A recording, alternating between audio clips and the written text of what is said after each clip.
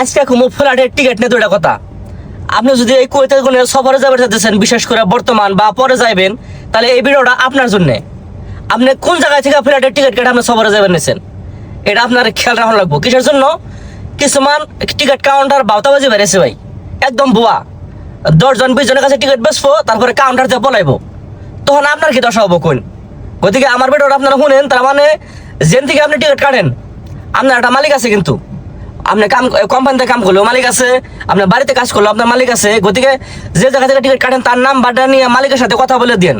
পয়সা ফালায় আপনি দেন বা মালিকে দেখি, ওটা পরের কথা ভাই। তার মানে মালিকের লোক কথাবার্তা দিলে আপনি তারা কিছু করা পারবেন না কাউন্টার আলে, কিন্তু আপনার মালিকে পারবো। হ্যাঁ, ওটা কুয়েতি তো বা সৌদি আরব হোক, যে কোনো জায়গা থেকে আপনি টিকিট কাটেন, তার সাথে কথাবার্তা দিবেন। তার মানে সব জায়গায় থেকে টিকিট কাটলে আপনি বাড়িতে যাই পারবেন না ফ্ল্যাটে। কিসের জন্য? সব বাউতাবাজি বেড়েছে। তার মানে 100 মধ্যে 50 জন বাউতাবাজি আর 50 জনের লাইসেন্স আছে।